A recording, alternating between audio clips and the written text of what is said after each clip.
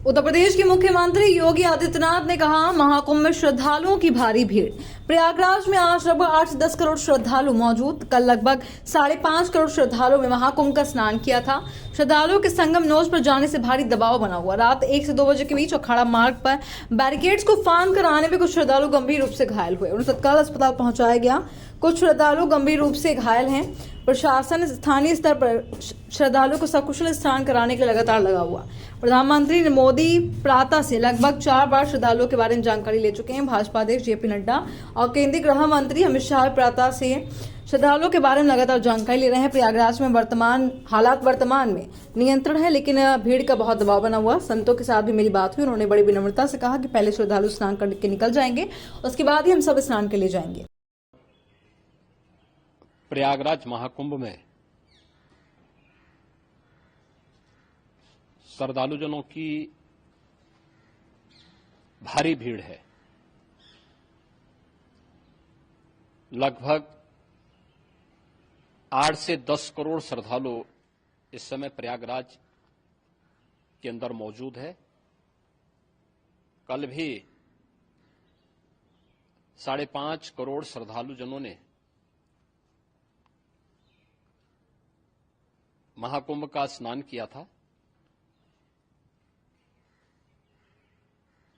ये जो भारी दबाव श्रद्धालुजनों के कारण और श्रद्धालुओं के संगम नोच पर जाने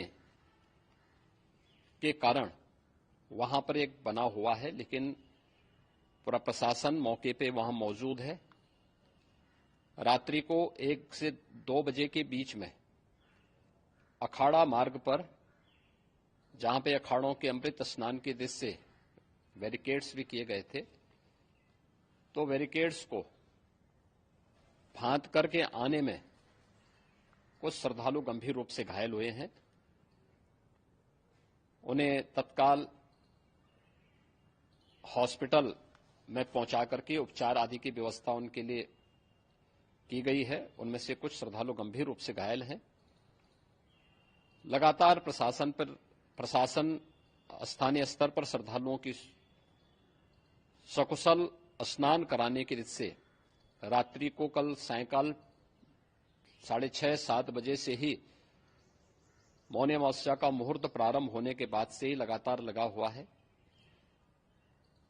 प्रयागराज में महाकुंभ में श्रद्धालुजनों के सकुशल स्नान करने, अमृत स्नान के लिए देश भर से आए हुए श्रद्धालुजनों की व्यवस्था के लिए, उनके कुशल क्षेम के लिए आदरणीय प्रधानमंत्री जी का प्रातःकाल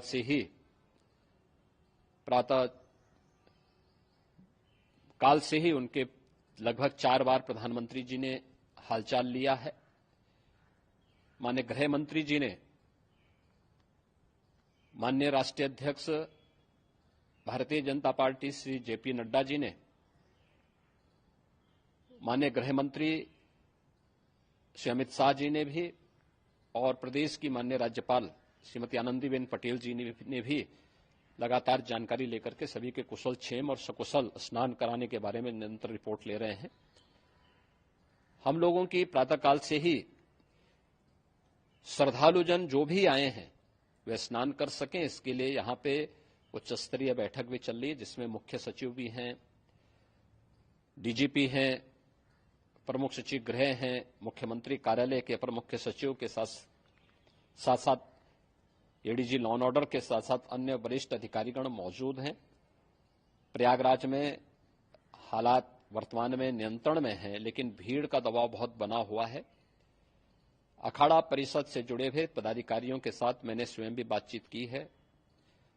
आचार्य महामंडलेश्वरों से भी, पूज्य संतों के साथ भी मेरी बातचीत हुई है, और पूज्य संतों ने बड़ी ही विनम्रता के साथ इस बात को कहा है कि नहीं, श्रद्धालु जन पहले स्नान करेंगे और फिर जब उनका दबाव कुछ कम होगा और वे सकुशल वहां से निकल जाएंगे, तब हम लोग स्नान करने के लिए संगम की तरफ जाएंगे।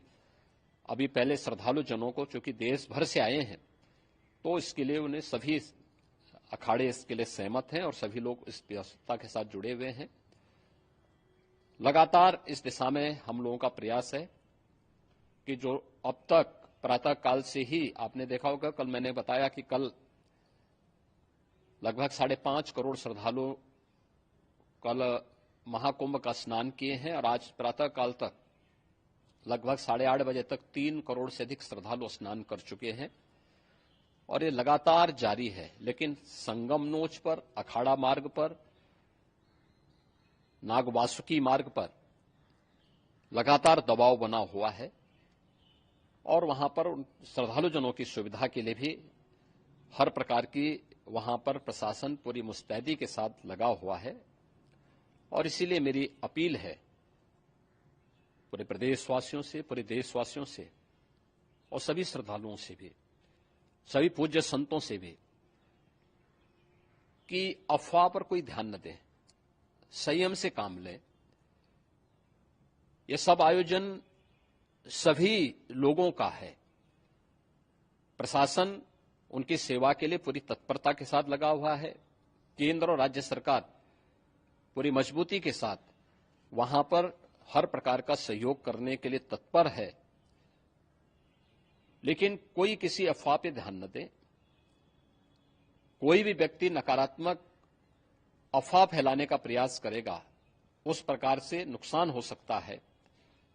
और जहां पर हैं आप, लगभग 15 से 20 किलोमीटर के दायरे में अस्थायी घाट बनाए गए हैं, उसमें कहीं भी वे स्नान कर सकते हैं। आवश्यक नहीं कि संगम नोच की तरफ ही आए, क्योंकि भीड़ देखते हुए खासतौर पर जो बुजुर्ग हैं, बच्चे हैं, श्वास के रोगी हैं, उनको लंबी दूरी तय नहीं करनी चाहिए और जहां पर